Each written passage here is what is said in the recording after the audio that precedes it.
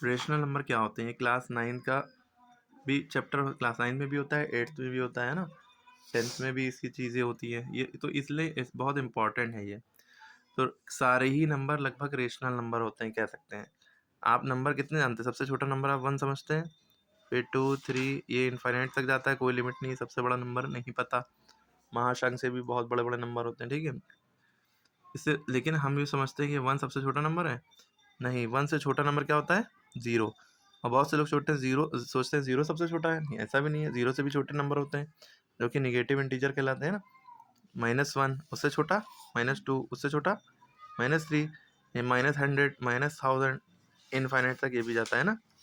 तो ये सारे ही नंबर रेशनल नंबर कहलाएंगे।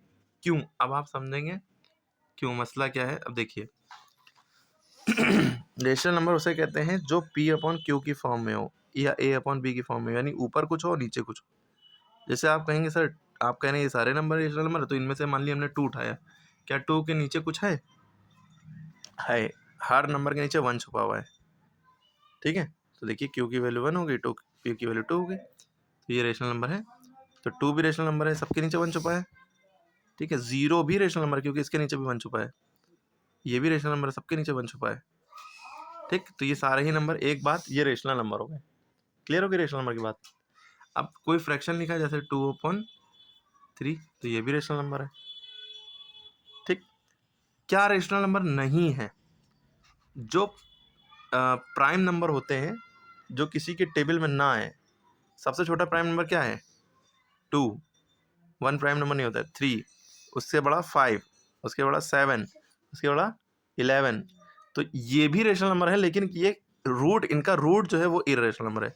जैसे 2 का रूट, स्क्वायर रूट ऑफ 2, ये इरेशनल है। जो प्राइम नंबर का रूट है जैसे 3, ये इरेशनल नंबर है। ये क्या कहलाएंगे? इरेशनल नंबर, ठीक है। जो रेशनल नहीं वो इरेशनल। √5 ये इरेशनल, रूट 7, रूट ऐसी करके जो प्राइम नंबर का रूट है इरेशनल, ठीक है। क्योंकि ये नॉन टर्मिनेटिंग, नॉन रिकरिंग, यानी कि ये ख़त्म भी नहीं होगा इनका डिवाइड या जो भी कह लें इनकी वैल्यू, और रिपीट भी नहीं करेगा। इसी तरह ये पाई होता है, पाई भी हमारा इरेशनल नंबर है। क्लियर हो गई बात रेशनल और इरेशनल का। कोई फ्रैक्शन ऐसा है जिसका डिवाइड हम करते जाएं कभी ख़त्म ना हो, तो और नंबर भी ना रिपीट हो, तो वो भी इरेशनल है। अब आप जैसे 10/3 है, अब आप इसको डिवाइड करेंगे 3 से 10 को, 3 3 9, बचा 1, पॉइंट लगाया 0 बढ़ाया, 3 3 9, बचा 1, पॉइंट लगाया 0 बढ़ाया, 3 3, तो ये 3.3333, क्या ये रेशनल है कि इरेशनल है?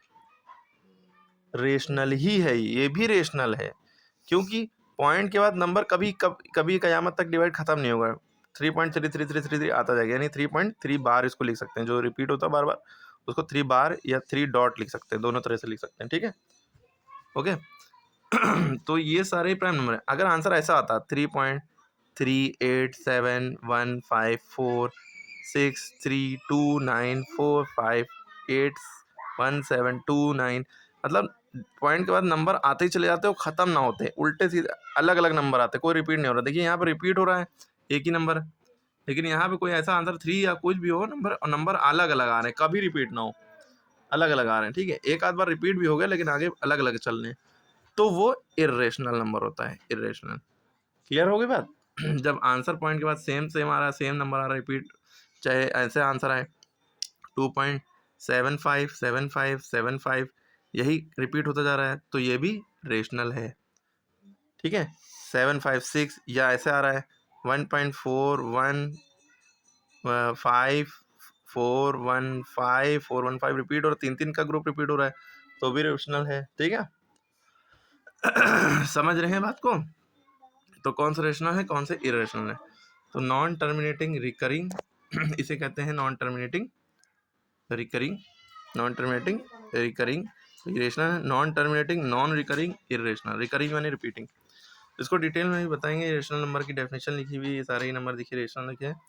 पॉजिटिव रेशनल नंबर वो होते हैं जिनमें प्लस लगा हो। अच्छा, ये सारे ही नंबर में देखिए प्लस छुपा हुआ है, ये पॉजिटिव रेशनल। ये सारे नंबर माइनस है तो नेगेटिव है, तो 0 ना ही पॉजिटिव होता ना ही नेगेटिव, ठीक है।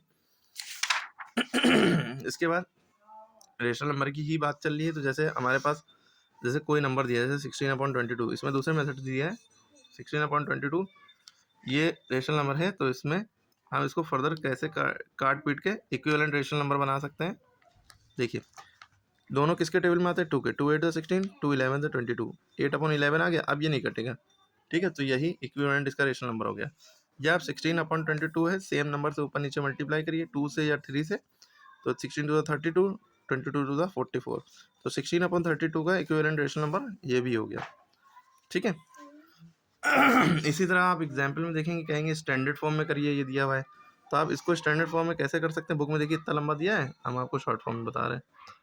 स्टैंडर्ड फॉर्म में इसको कैसे कर सकते हैं, -32/- 50 है, माइनस से माइनस कट जाता है, हमारे पास क्या बचा, 32/50 बचा। दोनों नंबर 2 के टेबल में आते हैं, क्योंकि जिसके लास्ट डिजिट में इवन नंबर हो, इवन नंबर मतलब 0 2 4 6 8, यहाँ 0 है, यह 2 है, 0 2 4 6 8 में से कुछ भी होगा तो 2 के टेबल में जाएगा, आउट ऑफ फोकस, ठीक है। अब देखिए दोनों 2 के टेबल में आता है, 2 16 से 32, 2 से जब भी काटेंगे तो ऊपर नीचे दोनों को 2 ही से काटेंगे, उसका आधा लिख देंगे, 32 का आधा 16, 50 का आधा 25, 2 से काटा। अब देखिए 16/25 क्या किसी के टेबल में आते हैं, सेम नंबर के टेबल में, किसी के टेबल में 16 भी आता और 25 भी आता। 4 के टेबल में 16 आता है, लेकिन 4 के टेबल में 25 नहीं आता। 5 के टेबल में 25 आता है, लेकिन 5 के टेबल में ये नहीं आता।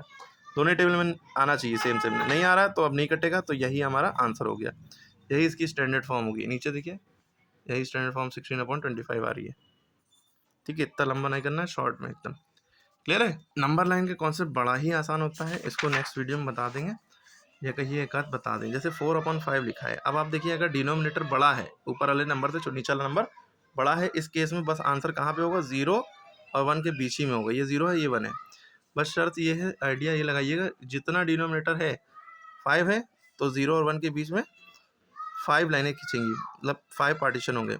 ये पहला पार्टीशन, ये दूसरा, ये तीसरा, ये चौथा, और ये खुद 5वां हो गया। 5वां जो पार्टीशन है वो 1 हो जाएगा, ठीक है। अच्छा ऐसा क्यों, ये क्योंकि प्रॉपर फ्रैक्शन जो होता है इनका आंसर हमेशा 1 से क्या होता है, छोटा होता है ना।